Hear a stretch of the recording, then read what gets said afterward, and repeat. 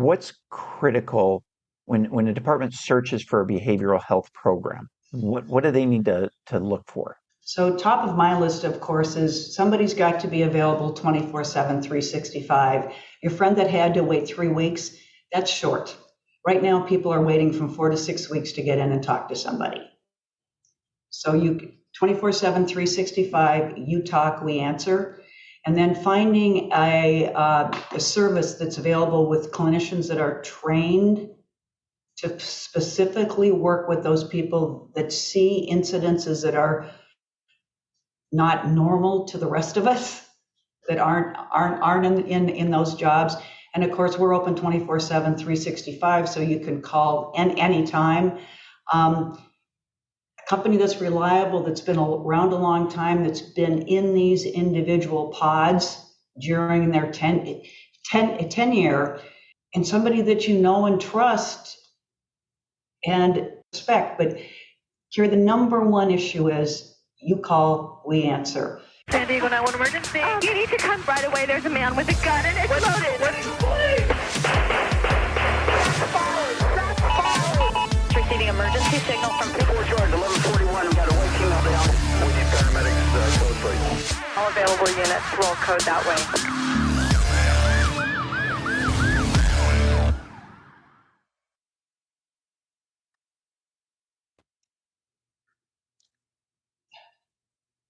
Welcome to the De-Escalation Conversations Podcast. Today, I have just an amazing lady, the Chief Innovation Officer at First Moment, with a focus on transforming workplace culture through a prevention-oriented approach.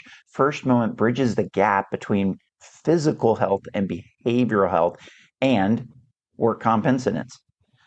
They provide comprehensive care, and First Moment aims to prevent incidents and foster well-being within and beyond the workplace, meaning they're 360 just like we are here at IDEA with it. This stuff works at home, it works at work, it works when you go to the grocery store for a gallon of milk.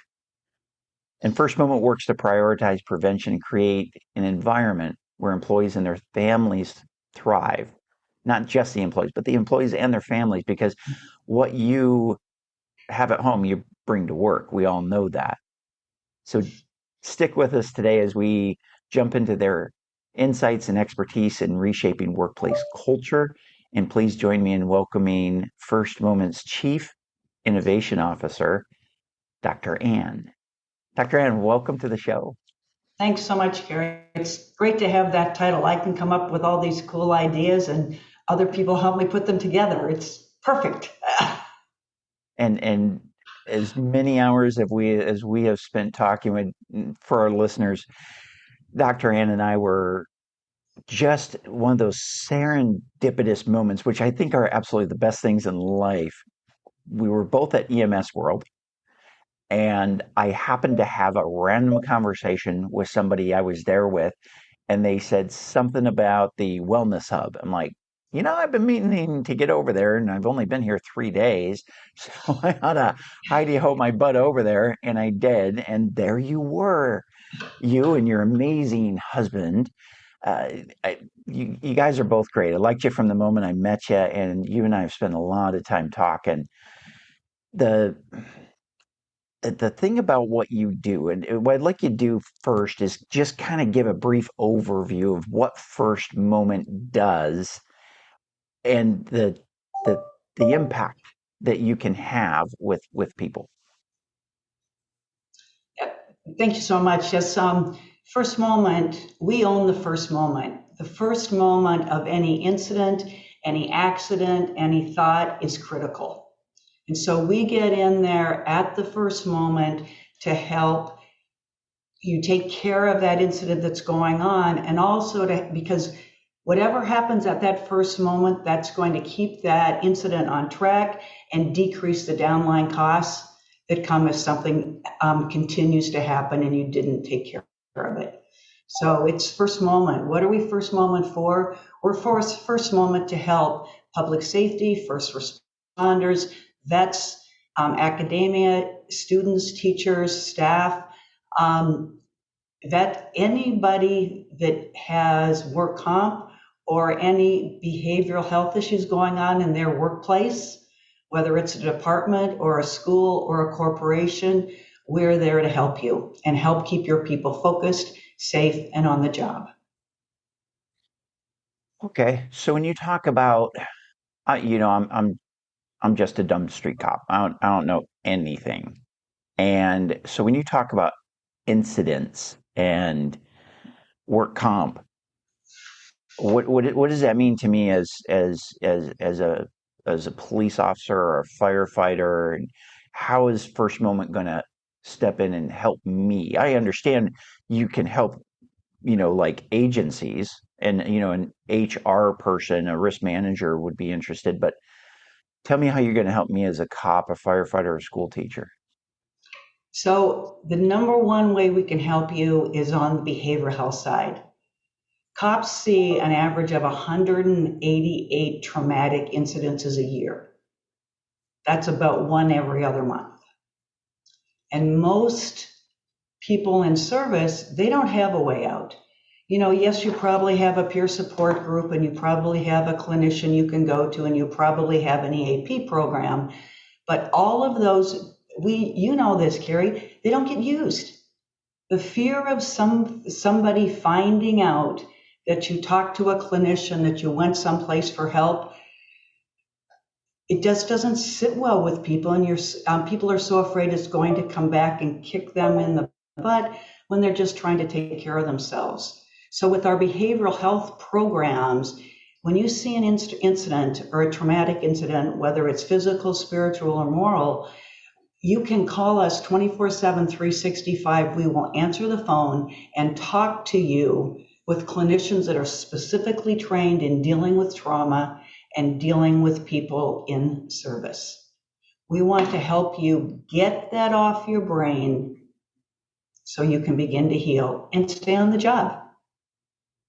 Okay, I got you now. So what you're in essence doing is you're not just a crisis line. Like if I need to talk through something, or I'm having some issues that I'm having a tough time dealing with, or I need to vent with somebody, a crisis line rarely has trained clinicians. And I think that's a key differentiator for First Moment, isn't it? 100%. All of our clinicians are master's level, trained by a decorated vet, so been in the trenches, know what they're doing. And the best news about our clinicians is they don't start crying before you do. Well, there's that. I hear that story over and over, especially from those in service, and it's affecting teachers now, because I was a professor for a long time, and it's just scary in the classroom now. And so they say the worst thing, I went to the clinician that I was supposed to, she was part of the group that we have, and she was crying 5 minutes into my story, and I just walked out. Yeah, because the story that the school teacher or first responder brings is so traumatic that the clinician is secondarily traumatized, and they can't help you because they're in survival state at that point. Exactly. And yep, you can't go to command. Yeah, go ahead. Yeah, no. So, and I think we're kind of about to say the same thing, which has happened a lot with you and I. I heard you say you can't go to command. What do you mean? So, because things are set up the way they're set up, and the politics are the way the politics are, for you as a cop to go to your command staff and say, stuff's going on in my head. I don't know what to do. I don't know who to go see. I don't want to drive 40 minutes to go see somebody. I can't take the time off of work. So you're giving excuses to yourself for not getting help. And you're kind of pushing that on to command staff. And then if command staff has problems, where do they go? Do you know anybody in a command staff that would actually talk to their peer support team? Most of the time they won't. And the other thing that that I just experienced. So a lot of our listeners know I work on two different crisis hotlines, 60 hours, 60 hours a month. I mean, full-time job is 160. I'm working 60 hours a month on these two crisis hotlines. One of them is copline.org, which is just for law enforcement and their families. And I was talking to somebody on Copline. They said, I can't go to my psychological services because I am in charge of psychological services. I coordinate it. And so if I walk in there, I feel uncomfortable doing that. So I need some other outside department resource. And First Moment, if that department contracted with First Moment, they wouldn't have that issue. Now, the other flip side is, what's the availability of psychological services? I'll give a personal example. So I was on peer support team for San Diego Police Department for 22 years. And our criteria for our peer support team is very unique in that you had to have been responsible. Your actions were directly responsible for someone dying. And so the vast majority of our team had been involved in OISs, officer-involved shootings. There was a smattering of people. Like one guy had, there was a pedestrian, a transient, who had stepped out with a shopping cart, like right in front of the patrol car. And it was a vehicle versus pedestrian fatal. And we had a couple officers who had an in-custody death. And so, there was some different ones, but the vast majority, like 98% of the officers on the team had been involved in officer-involved shootings. And so we worked closely with our psychological services team in that. We worked hand in hand in that. And so I knew all of them well. So for me personally, it was almost like talking to that captain who oversaw the psychological services. And I should theoretically be able to go to them first, but I knew that there was just this internal, I don't know if I want to do that.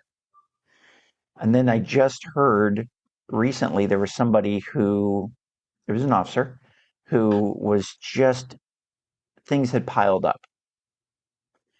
And he called up the psychological services. It wasn't for San Diego PD, it was another agency, a large agency. And said, hey, I need to talk to a clinician. And it took 3 weeks from the time of the first call until they finally talked to him. And I talked to this officer later. I'm like, hey, how'd everything go? He says, oh, my clinician is great. But I was good by the time I talked to him. I didn't need him anymore.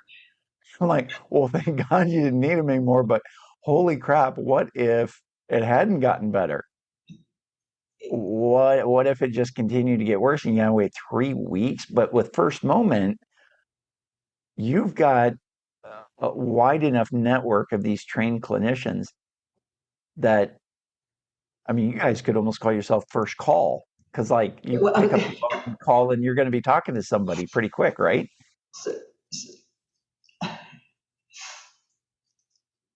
So Carrie, it's interesting because originally, when we named it, it was Responders First Call.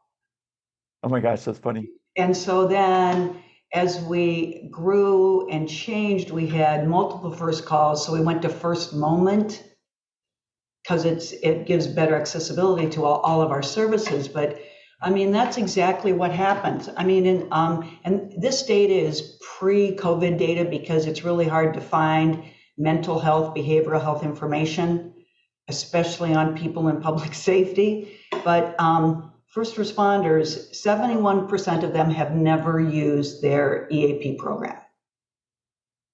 Oh, I believe that. Yep. I don't know, honestly, I don't know anybody in my 30 years with law enforcement. I don't know anybody who did. Like, I can't think of, Joe, Frank, George, Judy. I got nobody. We always talk about it. Oh, we have an EAP program you can refer them to. I remember going through supervisor school. Oh, no, well, that's a step in dealing with a problem employee is offering EAP. I've never heard of a sergeant or lieutenant going, oh, yeah, Frank went over to EAP. Like, And, and I Karen don't know what starts. they do. I don't know. Honestly, I mean, this sounds bad. I shouldn't trash them because it's not their fault. But I don't know what they do. If they just sit around I got a cup of coffee here, and I'm just gonna sit here because nobody's walking in the door. Well, and the worst, you don't want to go to your HR person or your wellness team or whoever it is and say, you know, that 4-year-old I just dropped in that ambulance and the mom was dead at the wheel because it was a horrible, horrible crash. The 4-year-old's on the way to the hospital. I don't know if he's going to live or die. I don't know where the dad is. I'm never going to get closure on this, but I'm good to go. And those, and this gentleman that's loose in Maine right now, right? Case in point, how many groups and organizations, including the people that he worked with in the service, said that this gentleman was having problems?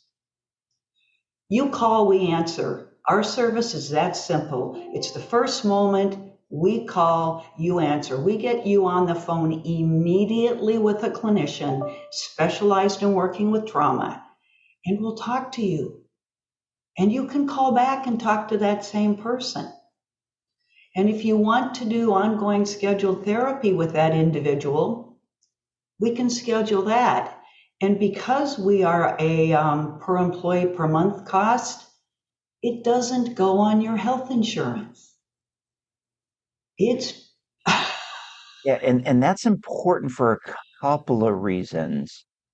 And I didn't realize I was having a conversation with my personal doc one day, and we were talking about things, and he said, yeah, if there's too much of this type of treatment, it can actually affect your rating. I'm like, what? I mean, it kind of makes sense, and yet at the same time, on the patient end, you don't ever think about that. So let's shift gears for just a moment. So as when I say shift gears, I just had this thought. This mass shooting in Maine just happened. So let's use that because it's new. It really kind of is an epitome example of where first moment can be of a huge help. So who would first moment help with the folks that responded to this Maine incident, just this mass shooting? we start at the top. We can help the mayor. We can help the mayor's staff because they're all getting things second and third hand. So we can get the mayor. I got to interrupt you, Ann. Oh, why does the mayor need anything? The mayor is the leader. The mayor is at the top. The mayor is the person that people are going to for leadership. Okay. And if that mayor is so focused on the bad, nasty traumas that are going on, because we all know what happens when people get stressed or in trauma, all of their physical issues get stronger and stronger when all their emotional issues just kind of go into the background. So in order to, go ahead. Yeah. And I hate to interrupt you. I'm bad about that, but you just kind of blew my mind because I'm thinking there's a ton of people that are getting affected that we don't think about. Honestly, nothing against any mayors because I know there's some really great mayors out there. There's some crappy ones too, but there's some really good mayors who are doing the right thing, especially in small towns across America. And I don't think anybody ever thinks of them because and it just made me think on peer support team. I never once thought when the police chief came to the hospital for an officer who had been injured. And this is completely ignorant of me. I never thought about pulling the chief aside. I've pulled lieutenants and captains aside and checked on them. I never thought about checking on the chief. I don't know why. That's like so cold-hearted of me. But It was like he's taking care of his stuff, I'm taking care of my stuff. We're the leaders in our own areas, and nobody's checking on the folks. A lot of these folks. So keep going, because this is really expanding my mind. I love this. When you talk about the chief and all the leaders, they're getting information second or third hand. They're not there. They saw it on television. 911 operators, they never get closure on an incident. No kidding. They are kicked to the curb on. Now, I'll say this: in San Diego, we would bring them in on the emotional debriefs, the incident debriefs, and that was, they loved that. But I know there's a lot of agencies that still don't do that. So keep going. I love this. And all of these people that are their impact, they took a psych class if they went to college years ago. They don't have their tools to deal with it. And Carrie, you know this. You're not going to, your spouse at home and your 4 and 5 year olds are watching all of this fold on the television, and they have no idea where daddy or mommy are. Not any different than what's happening in the East with all of the people that have been captured. Nobody knows who's alive or who's dead. But everything works from the top down. So talking only to the people on the street, literally, in the departments, that's a great, they need help very, very quickly in the moment. But it's the mayor, it's the secretary, it's the medical director. I mean, I just got an article that doctors now, the burnout with physicians is sky high. In the state of Michigan, after COVID, they expect the suicide rate for physicians to go up by 40%, 40. A physician is, and they're going to go to the hospital psychologist, knock, knock, knock. I just got finished with the surgery. Do you have 10 minutes? Nobody has that 10 minutes. If something's happening to you and you're in the middle of an incident, you're going into a fire, your lieutenant pulls you out of that fire for some reason, and you know that there's a dog in that house and you can't get to that dog, you're going to go back to the truck, get on the truck and go back in, and you're thinking about your puppy dog at home and how much those kids love that dog, right? But you're going, and I'm putting boundaries up. It seems silly, but that's what happens. And as an officer, you see 188 of those a year, and those are the big ones. Well, and the thing is that even if, what you're talking about, there's probably people who are like, I don't really like dogs anyway. Or there's people who are like, I wouldn't feel that way. Well, the first time I lost a pet, I didn't expect it to affect me as strongly as it did. And so, but even if you're not affected by in it in that way, it's a layer, and then stuff stacks up, and that's how a croissant is made. It's layer after layer after layer after layer. Except this is a crap croissant. It's not a good croissant. The trauma is okay. So, something just occurred to me. There's people, and I'm still working with this main incident. When you think about the massive operation that's going on right now in this manhunt, there's people who are not directly in the field they're still going to be affected, right?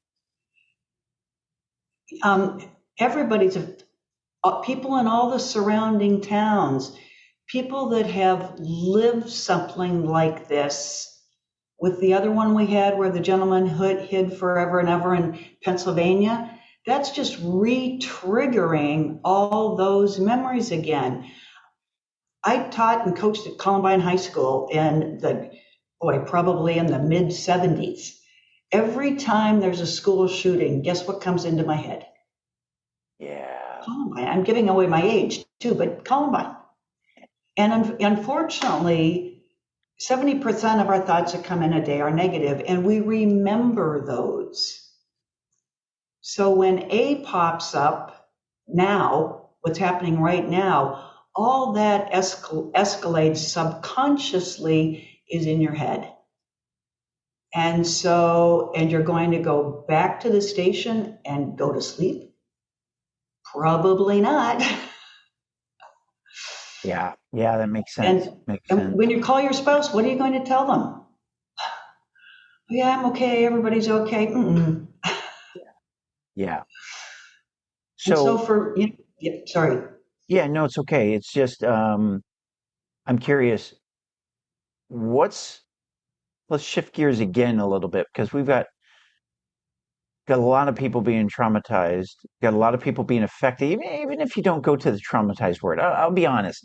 There's sometimes that it's almost like people going, I've been traumatized. It's almost become so cliche nowadays that, oh, I got to have a safe zone in my school because the teacher gave me a C instead of an A that I think I deserved, so I'm traumatized. I need a safe zone. It's like, oh, come on.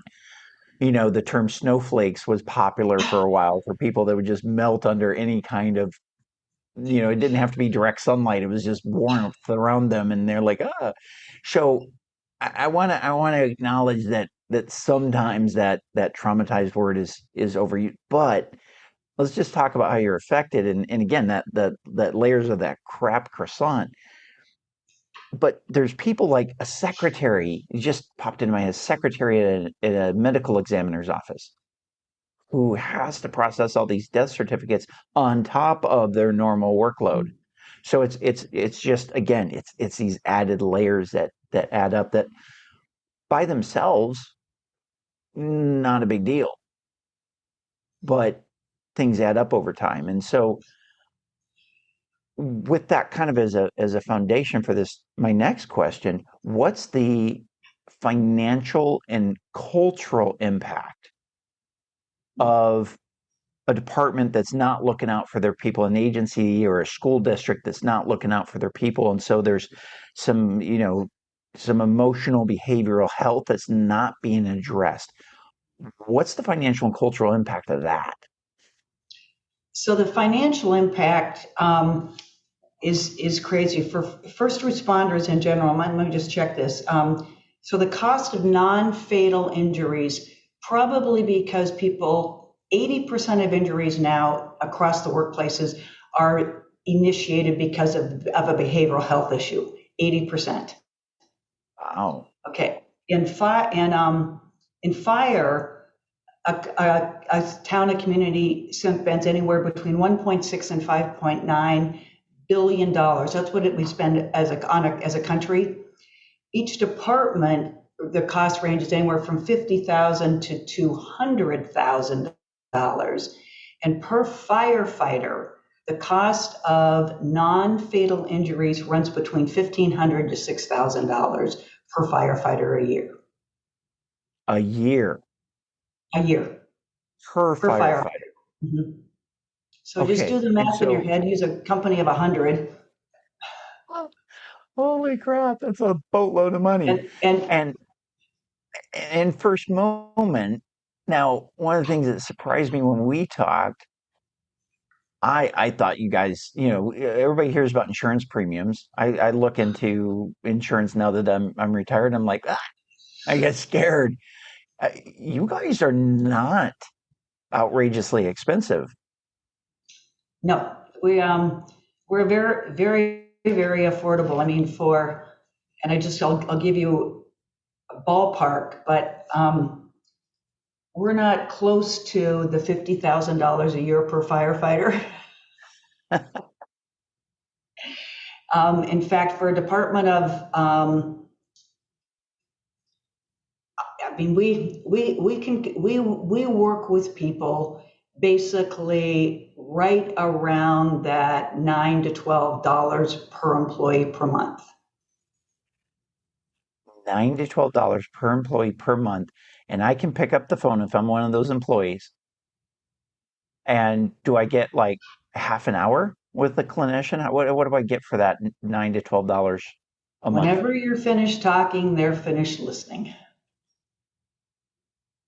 So I can pick up the phone at any time, talk to a trained clinician who's been specially trained to work with folks in my industry, whether it's, as a first responder or school teacher, and I can just pick up the phone.